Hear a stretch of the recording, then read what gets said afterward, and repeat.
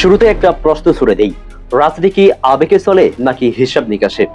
গতকালের গণনার পর এই প্রশ্নটাই এখন সবচেয়ে বেশি ঘুরপাক খাচ্ছে মানুষের মাথায়। গতকাল সংবাদ সম্মেলন করে ইসলামী আন্দোলন বাংলাদেশ আনুষ্ঠানিকভাবে ঘোষণা দিয়েছে তারা 11 দলীয় জোট ছেড়ে এককভাবে নির্বাচনে যাবে। ঘোষণার পরপরই দেশের বিভিন্ন জায়গায় তাদের নেতাকর্মীদের মিষ্টি বিতরণ করতে দেখা গেছে। রাজনীতিতে মিষ্টি বিতরণ করা নতুন কিছু না, কিন্তু প্রশ্ন হলো, দেশের এই ক্লান্তিকালের মুহূর্তে দাঁড়িয়ে আপনারা জোট ছেড়ে বের হয়ে গেছেন, ভালো কথা, কিন্তু মিষ্টি বিতরণ করতে হবে কেন? এই মিষ্টি বিতরণ করার ইঙ্গিত দেয় জোট ছাড়াই ছিল তাদের দীর্ঘদিনের প্রত্যাশা, আর সেই প্রত্যাশাই শেষ পর্যন্ত পূরণ হয়েছে, তাই তারা মিষ্টি বিতরণ করছে। এখন আসি মূল প্রশ্নে, এই সরমানা যদি এককভাবে নির্বাচন করে তাহলে তারা কতটা সফল হতে পারবে, কতটা আসন পাবে? আজকের ভিডিওতে সেটার বাস্তবসম্মত বিশ্লেষণ করব। ইতিহাস খুব নির্মম। বিগত সময়গুলোতে ইসলামী আন্দোলন বাংলাদেশ 300 আসনে প্রার্থী দিয়েও একটি আসনও জিততে পারেনি। এটা মতামত না, এটা কঠিন বাস্তবতা। অন্যদিকে বাংলাদেশ জামাত ইসলামী অতীতে একাধিক নির্বাচনে অংশ নিয়ে প্রায় 56টি আসনে জয় হয়েছে। শুধু তাই না, তারা সংসদে গিয়ে রাষ্ট্র পরিচালনার বাস্তব অভিজ্ঞতা অর্জন করছে। এই জায়গা থেকেই তুলনামূলকভাবে জামাত ইসলামী চরমোনাই থেকে অনেক বেশি এগিয়ে আছে। বর্তমান রাজনৈতিক বাস্তবতায় জামাত ইসলামীকে অনেক বিশ্লেষক দেশের দ্বিতীয় বৃহত্তম রাজনৈতিক শক্তি হিসেবে দেখেছেন। সেই বাস্তবতা মাথায় রেখে জামাত সহ কয়েকটি সমমনা দল একত্র হয়ে 11 দলীয় জোট গঠন করছিল। স্বাভাবিকভাবে জোটের ভিতরে বড় দল হিসেবে জামাতের আসন সংখ্যা অন্যান্য দলের চেয়ে অনেক বেশি হবে, এটা স্বাভাবিক। কিন্তু এখানে মূল দ্বন্দ্বটা লেগে গেছে। চরমোনাই পীরের দল চাইছিল অন্তত 150টি আসন, পরে 100, পরে 80, এবং শেষ পর্যন্ত তারা 70টি আসনের নিচে নামতে রাজি হয়নি।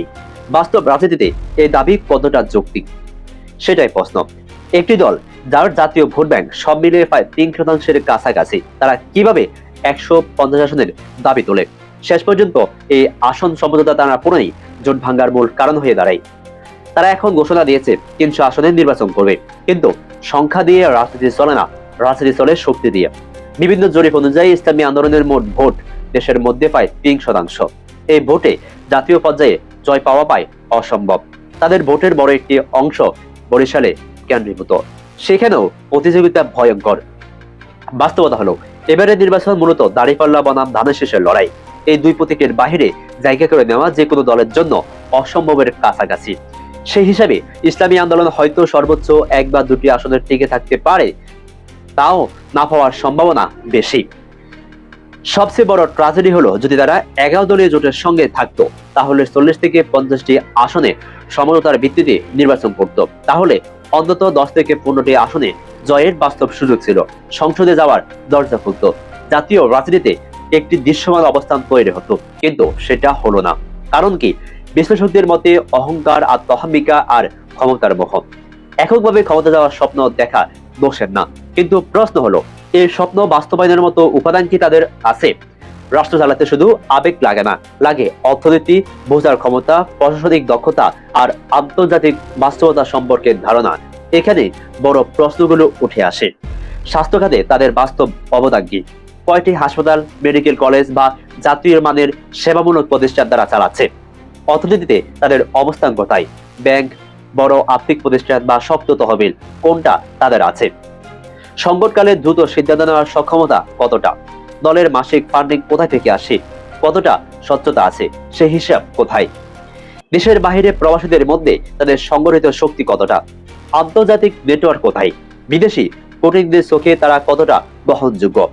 আন্তর্জাতিক মহল কি তাদের সিরিয়াস রাজনৈতিক শক্তি হিসেবে দেখে, নাকি কেবল একটি অভ্যন্তরীণ ধর্মভিত্তিক গ্রুপ হিসেবে দেখে?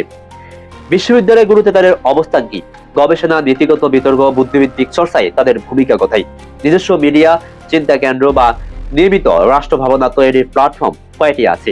বিচার বিভাগ বা রাষ্ট্রের শক্ত কাঠামোতে গ্রহণযোগ্য মানুষ প্রয়োজন।